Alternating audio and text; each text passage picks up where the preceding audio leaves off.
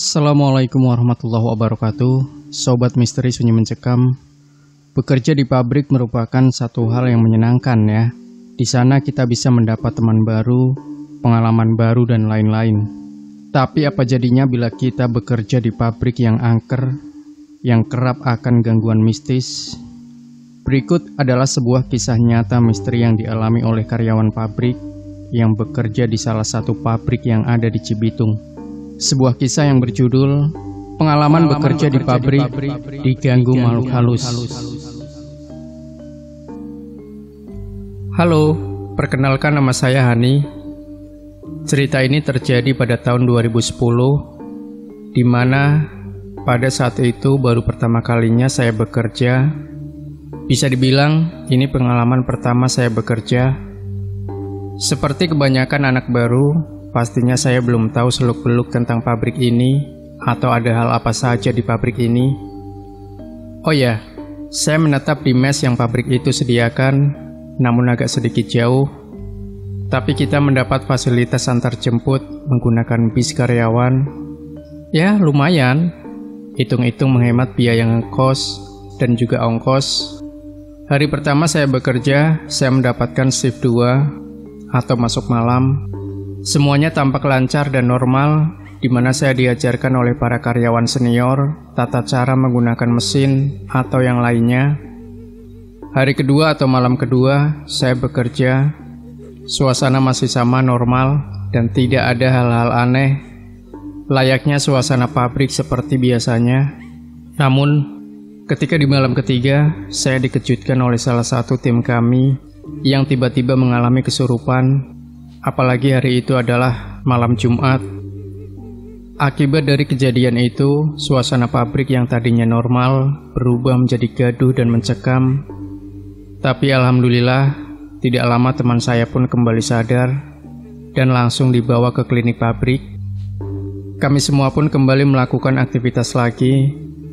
Tapi kira-kira setengah jam berlalu, kembali kami semua dikagetkan dengan suara teriakan dari arah belakang, atau lebih tepatnya di bagian mesin seal.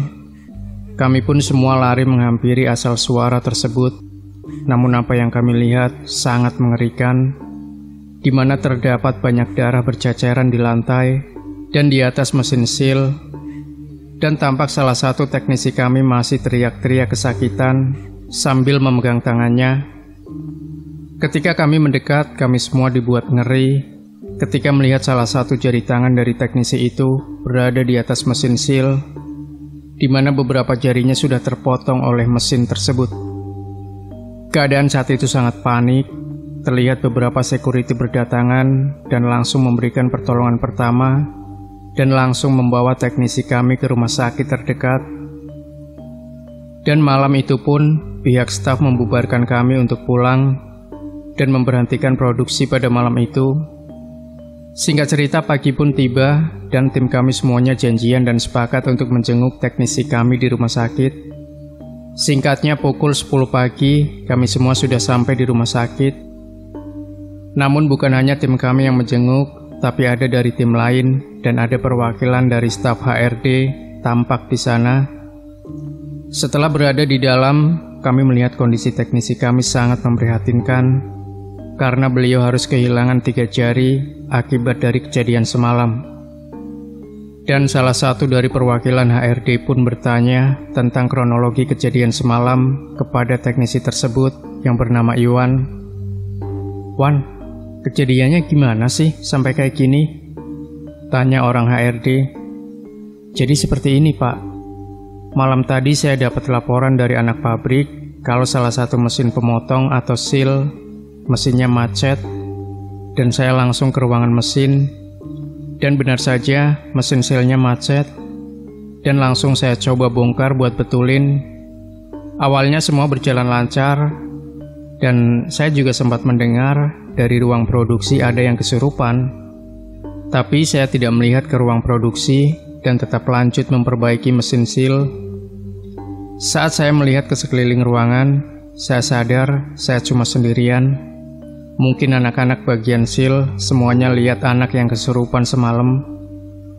Saya masih cuek dan tidak ada sedikit pun rasa takut. Meskipun hanya saya sendiri di ruangan itu, tapi pas saya mengecek bagian atas seal, saya kaget. Di atas mesin saya melihat ada kepala tanpa badan sedang memperhatikan saya. Mungkin karena saya panik dan takut, saya tidak sengaja memencet tombol on, dan seketika mesin itu turun ke bawah, dan mata pisaunya langsung ngegencet tangan kiri saya yang ada tepat di bawahnya. Terang Iwan menuturkan kejadian itu kepada kami semua. Kami semuanya pun merasa ngeri sekaligus kasihan dengan apa yang menimpa teknisi kami tersebut. Tak lama saya dan tim saya pun pamit untuk pulang. Malam hari pun tiba dan seperti biasa saya berangkat kerja. Dan hal-hal aneh pun hampir setiap hari terjadi. Entah itu yang kesurupan atau kecelakaan kerja, tapi tidak terlalu parah seperti yang terjadi kepada teknisi kami. Hanya saja akibat seringnya gangguan itu membuat pabrik itu akan terasa mencekam jika kita kebagian shift 2 atau masuk malam. Singkat cerita, tidak terasa sudah hampir 10 bulan saya bekerja di pabrik itu. Sampai di suatu hari, saya memutuskan untuk berhenti bekerja dikarenakan giliran saya yang merasakan gangguan dari penghuni pabrik. Karena tidak hanya di area pabrik saja saya diganggu, tapi sampai di mes pun gangguan itu terus ada. Puncaknya, ketika di suatu malam saya bekerja seperti biasa, padahal jam masih pukul 10 malam ketika saya sedang fokus bekerja. Tiba-tiba saya merasa merinding bulu kuduk, semuanya berdiri. Tidak seperti biasanya saya merasakan seperti ini.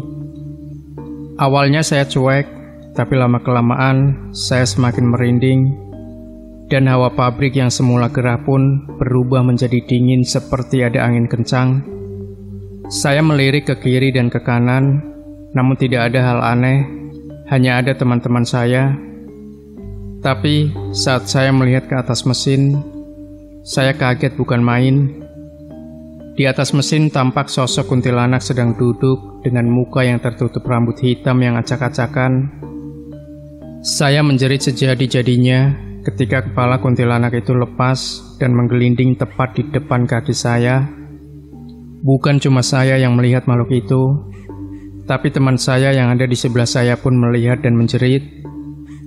Saat itu saya langsung tak sadarkan diri, dan esok harinya, tanpa pikir-pikir lagi, saya mengajukan surat pengunduran diri dan memutuskan berhenti bekerja di pabrik itu. Demikian Sobat Misteri Sunyi Mencekam, apakah Anda juga pernah bekerja di sebuah pabrik yang angker? Jangan lupa tuliskan pengalaman Anda, tulis di kolom komentar, like dan share juga video ini, subscribe channel Sunyi Mencekam, dan saksikan juga video-video kami yang lain yang lebih menarik. Wassalamualaikum warahmatullahi wabarakatuh.